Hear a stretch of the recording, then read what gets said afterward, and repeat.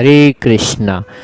जब मौलवी जी ने वैष्णवों से पूछा कि आप भूत पूजा करते हैं, आपके में मूर्ति पूजा क्यों होती है? हरे कृष्णा।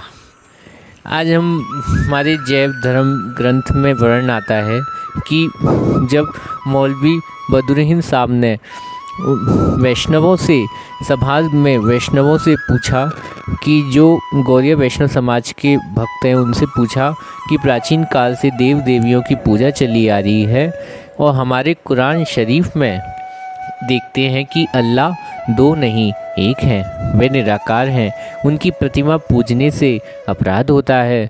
मुझे इस विषय में संदेह है तथा इस संदेह को दूर करने के लिए अनेक ब्राह्मण पंडितों से जिज्ञासा भी की है।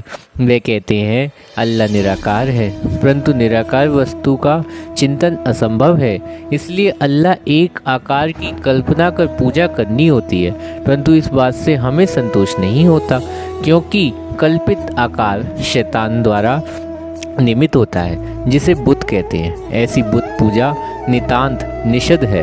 इस अल्लाह को संतुष्ट करना तो दूर रहा, उल्टी दंड का भागी बनना पड़ता है। हमने सुना है आप लोग आदि प्रचारक श्री चैतन्य देव ने हिंदू धर्म को निर्दोष बताया, फिर भी इनके संप्रदाय में बुत परस्त अर्थात भूत पूजा की व्यवस्था दिख पड़ती। हम लोग जानना चाहते हैं कि शास्त्र विचार में इतना निपुण होने पर भी आप लोग भूत पूजा परित्याग क्यों नहीं करते? मौलवी साहब का प्रश्न सुनकर पंडित वैष्णव जन ही मन हंसने लगे। फिर परस्पर परामर्श कर पंडित गौचांद मौलवी साहब के प्रश्नों का उत्तर देने के लिए कहा। पंडित गौचांद जी ने कहा, जैसी आज्ञा। उन्होंने कहा, ताया कि आप लोग जिन्हें अल्लाह कहते हैं हम उन्हें भगवान कहते हैं। परमेश्वर एक ही है। कुरान तथा पुराणों में देश और भाषा के भेद से परमेश्वर नाम अनेक नाम है। विचार यह है कि जो नाम परमेश्वर समस्त भावों को व्यक्त करता है वह विशेष रूप से आदरणीय है। इसलिए हम लोग अल्लाह, ब्रह्म, परमात्मा इन नामों से भगवान के नाम के प्रति अधिक श्रद्धा रखते हैं, जिससे बड़ा और कुछ भी नहीं। उस पदार्थ का नाम ही अल्लाह है। अनंत बृहद भाव को ही हम भाव नहीं मानते।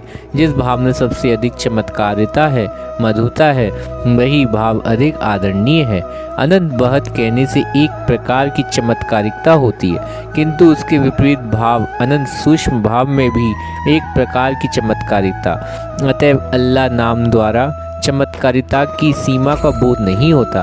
अर्थात अल्लाह में महत्व तो है किंतु सूक्ष्मत्व नहीं। किंतु भगवान इस शब्द से मानव चिंता में जितनी प्रकार की चमत्कारिता है उन सब का बोध होता है। समग्र ऐश्वर्य अर्थात बहता और सूक्ष्मता सीमा भगवान का पहला लक्षण है। सर्वशक्तिमता भगवान दूसरा लक्षण है।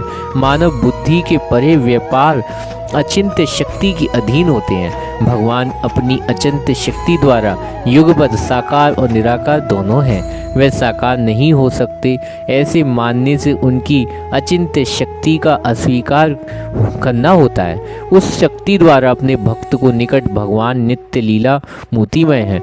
अल्लाह अथवा ब्रह्म या परमात्मा केवल निराकार होने के कारण विशेष चमत्कारिता से रहित।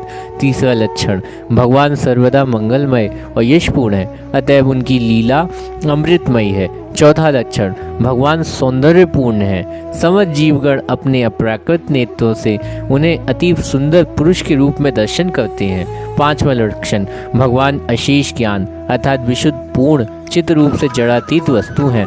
उनका चित्त स्वरूप ही उनकी मूर्ति है। उनकी वह मूर्ति बुत या भूतों से परे होती है। छठवीं लक्षण, भगवान सबके स्वामी कर्ता होकर भी स्वतंत्र हैं और निर्लेप हैं। ये 6 लक्षण भगवान में लक्षित होते हैं। उन भगवान के 2 प्रकाश हैं, अर्थात ऐश्वर्य प्रकाश और माधुर्य प्रकाश। माधुर्य प्रकाश ही जीव का परम बंधु है। वही हमारे हृदयनाथ श्री कृष्ण पूजा चैतन्य है। भगवान की कल्पित मूर्ति पूजा को बुत परस्त या भूत पूजा कहने से हम लोगों के मत के विरुद्ध नहीं होता। भगवान की नित्य विग्रह की जो संपूर्ण चिन्मय होता पूजा करना वैष्णवों का धर्म है। इसलिए जो व्यक्ति पूजा करता है उसके हृदय की निष्ठा के ऊपर ही सब कुछ निर्भर करता है। उसका हृदय भूत पूजा से जितना ही परे होता है, वह उतने ही शुद्ध रूप में विग्रह की पूजा करता है। आप मौलवी हैं, परम पंडित हैं, आपका हृदय भूतातीत हो सकता है, किंतु आपके जो सब अपंडित चेले हैं कि उनका हृदय भूत चिंता से रहित हो गया है। जितनी दूर तक भूत चिंता है, वे उतनी दूर तक भूत पूजा किया करते हैं। मुख से निराकार तो कहते हैं, किंतु हृदय में भूत चिंता से भरा है। शुद्ध विग्रह पूजा सामाजिक होनी कठिन है।